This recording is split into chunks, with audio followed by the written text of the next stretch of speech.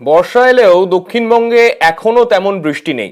জুনে দক্ষিণবঙ্গে বৃষ্টির ঘাটতি, 72% বৃষ্টির ঘাটতি দক্ষিণবঙ্গে। একদিকে যখন দক্ষিণবঙ্গে বৃষ্টির এরকম ঘাটতি চলছে, সেই সময় জুনে উত্তরবঙ্গে আবার অতিরিক্ত বৃষ্টি, 64% অতিরিক্ত বৃষ্টি উত্তরবঙ্গে। জুলাইয়ে যদিও দক্ষিণবঙ্গের এই যে বৃষ্টির ঘাটতি রয়েছে তা কেটে যাওয়ার একটা সম্ভাবনা রয়েছে।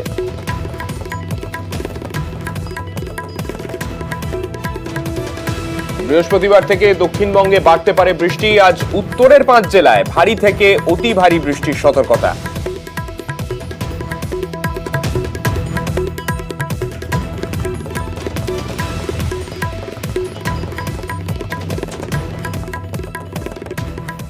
দক্ষিণবঙ্গে বৃষ্টির ঘাটতি থাকলেও উত্তরবঙ্গে কিন্তু অতিরিক্ত বৃষ্টির ছবি বিগত কদিন ধরেই আমরা দেখতে পাচ্ছি।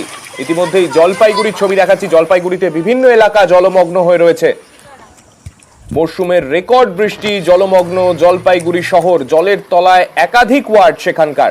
আমাদের প্রতিনিধি শান্তনু রয়েছেন আমাদের সঙ্গে, শান্তনুর কাছে যাব। শান্তনু, জলপাইগুড়ি শহরের কোন কোন অংশ জলমগ্ন, এবং এটা কি শুধুমাত্র করলা নদীর ওভারফ্লো হয়ে এই জলমগ্ন হওয়ার ঘটনা ঘটেছে, নাকি পাশাপাশি তিস্তার এফেক্টও রয়েছে সেখানে?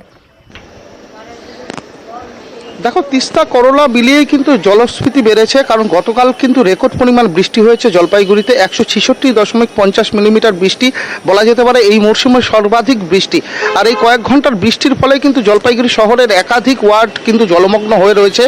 বিশেষ করে Mahamayapara, Pandapara, Chunilal road, station road সহ একাধিক ওয়ার্ড কিন্তু জলমগ্ন, যেখানে মানুষজনের ঘরে বাড়িতে জল ঢুকে গেছে, রাস্তা জলবন্দী অবস্থা রয়েছে। এবং এই সমস্যা কিন্তু দীর্ঘদিনের সমস্যা। এই বছর সমস্যা সমাধানের একাধিক পদক্ষেপ নিয়েছিল পুরসভা, যেরকম নিকাশি নালা সংস্কার, গদাধর খাল সংস্কার, সেই পরিকল্পনাও ছিল, কিন্তু দেখা যাচ্ছে সমস্ত পরিকল্পনায় ভেস্তে দিয়েছে এক রাতের অত্যাধিক বৃষ্টি বা মাত্রাতিরিক্ত বৃষ্টি।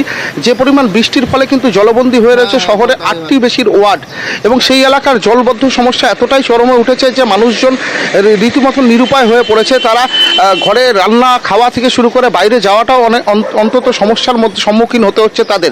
পাশাপাশি করলা নদী ফুলে ফেঁপে উঠেছে, তিস্তার জলস্তর বৃদ্ধি পেয়েছে, এবং করলা নদীর জলস্তর বৃদ্ধির ফলে যে সমস্যার সম্মুখীন হতে চলেছে জলপাইগুড়িবাসী, সেটা হচ্ছে পরশমিত্র করলি শহরের 25 নম্বর ওয়ার্ড এবং নিচমাঠ 1 নম্বর ওয়ার্ড, যে এলাকায় কিন্তু করলা নদীর জল ধীরে ধীরে ঢোকা শুরু করেছে। এবং প্রতি বর্ষায় কিন্তু দেখা যায় এই শহরের এই দুইটি ওয়ার্ড কিন্তু প্লাবিত হয়ে পড়ে। বহু মানুষ ঘর ছাড়া হয়ে ত্রাণ শিবিরে গিয়ে আশ্রয় নেন। সেই অবস্থার দিকেই কিন্তু এগোচ্ছে। তবে পুরসভা যেটা জানিয়েছেন, তাদের যে ডিজাস্টার ম্যানেজমেন্ট ডিপার্টমেন্ট রয়েছে, তাদের যিনি প্রধান রয়েছেন, তিনি বলছেন গোটা পরিস্থিতির উপর নজরদারি চলছে, প্রয়োজনে মানুষজনকে কিন্তু উদ্ধার কাজেও নামানো হবে। কিন্তু যেটা সবচেয়ে বড় সমস্যা, যেই এলাকাগুলো জলবন্দী হয়ে রয়েছে সেই এলাকার মানুষজন দুর্ভোগের মধ্যে পড়েছেন, কারণ তারা আশায় ছিলেন যে এই বছর হয়তো জলবন্দী সমস্যা থেকে কিছুটা হলেও মুক্তি হবেন তারা, কিন্তু দেখা যাচ্ছে সেটা হয়নি। রেকর্ড বৃষ্টি কার্যত সমস্ত সমস্যার একটা নতুন করে তৈরি করে দিয়েছে, যেখানে জলবন্দী সমস্যাটা মারাত্মক কারণ হয়ে দাঁড়িয়েছে জলপাইগুড়ি শহরে। ফলস্বরূপ একটা ভোগান্তির মুখে পড়েছেন জলপাইগুড়ি শহরের বিস্তীর্ণ এলাকার বাসিন্দারা। একেবারে সেই জলপাইগুড়ি শহরের মানুষ যারা ভোগান্তির সম্মুখীন হচ্ছেন, কি বলছেন তারা শোনাবো। কি হলে না, আমাদের মাথায় কোনো জল ঢুকে যায়, কোন চলে আসে জল, থাকতে পারি না। কাউন্সিলর যাই বললি, কাউন্সিলর বলে হ্যাঁ করবো, ঠিক করবো, ঠিকই করে না। কতদিন যাবো কাউন্সিলর পাশে, কাজ কোনো বাদ দিই। তো এই সমস্যা নিয়ে আমার কি হয়েছে, আজকে দিন দেখবো, দিনটা নষ্ট হয়ে গেলো। বাথরুম দেখো বাইরের অবস্থা কি আছে, সব ভিজে, আড়ি কড়াই চাল টাল সব ভিজে গেছে। আমরা ব্যবস্থা না করলে তা আমরা তো মারা যাবো। এবার আমাদের অত করে ঘরে জল, রান্না করবো কোথায়, সিলিন্ডার ভিজে গেছে, চালের বস্তা ভিজে গেছে, বাসনপত্র। শুধুমাত্র জলপাইগুড়ি শহর নয়, ডুয়ার্সেরও বিস্তীর্ণ এলাকা এই বৃষ্টির ফলে ক্ষতিগ্রস্ত হচ্ছে। ধূপগুড়ির ছবি দেখাচ্ছি, জলমগ্ন হয়ে রয়েছে ধূপগুড়ির বিস্তীর্ণ এলাকা। রাত থেকে টানা ভারী বৃষ্টিতে বিপত্তি, বিস্তীর্ণ এলাকা জলমগ্ন ধূপগুড়ি শহরের। আমাদের সঙ্গে রয়েছেন আমাদের প্রতিনিধি রকি। রকির কাছে যাব। রকি, ধূপগুড়ি শহরের ঠিক কি পরিস্থিতি?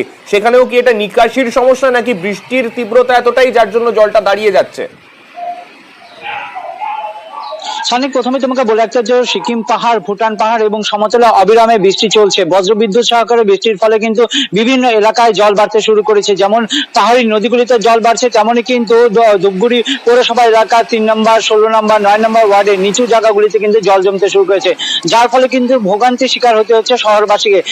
প্রথমে বলে রাখতে চাইবো, ধূপগুড়ি পৌরসভার বেহাল নিকাশি ব্যবস্থার কারণে কিন্তু জল যন্ত্রণা ভোগ করতে হচ্ছে ধূপগুড়ি শহরবাসীকে। শুধুমাত্র যে ওয়ার্ডগুলিতে তেমনটি নয়, শহরের প্রাণকেন্দ্র যে কাপুর বাজার রয়েছে সেখানেও কিন্তু জল থই থই করছে। অবিরাম বৃষ্টির ফলে কিন্তু সেখানে জল জমে যায় এবং গ্রাহকরা কিন্তু আসতে চাইছেন না, এমনটা কিন্তু দাবি করছে সেখানকার ব্যবসায়ীরা। এর পাশাপাশি বলে রাখতে চাইবো, ভুটান পাহাড় এবং সিকিম পাহাড়ে অবিরাম বৃষ্টির ফলে কিন্তু জল বাড়তে শুরু করেছে ডুডুয়া, ডায়না, তিস্তা নদী এবং তিস্তা পাড়ের যারা বাসিন্দা রয়েছে মালবাজার মহকুমার অন্তর্গত টোটগাঁও এলাকায়, তারা কিন্তু রীতিমতো রাতের ঘুম উড়ে গিয়েছে। কারণ কিছুদিন আগেও দেখা গিয়েছিল তিস্তার জল ঢুকে গিয়েছিল গ্রামে এবং ঘরছাড়া হয়েছিল প্রচুর মানুষ। এর পাশাপাশি ভুটান পাহাড়ে অবিরাম বৃষ্টির জেরে কিন্তু হাতিনা নালার জল কিন্তু ঢুকে পড়তে পারে বানাহাট, বিন্নাগুড়ি ও গয়েরকাটা বিস্তীর্ণ এলাকায়, যার ফলে প্লাবিত হতে পারে বেশ কয়েকটি বাগান। এক কথায় বলা চলে অবিরাম বৃষ্টি চলছে, যার ফলে কিন্তু ভোগান্তির শিকার হতে হচ্ছে গোটা ডুয়ার্সবাসীকে। এখন বৃষ্টি কিছুটা কমলেও মেঘ করে রয়েছে আকাশে। বৃষ্টি বাড়লে ভোগান্তি বাড়বে শহর থেকে শুরু করে ডুয়ার্সবাসী, এটা বলাই বাহুল্য। সাগনিক, ধন্যবাদ।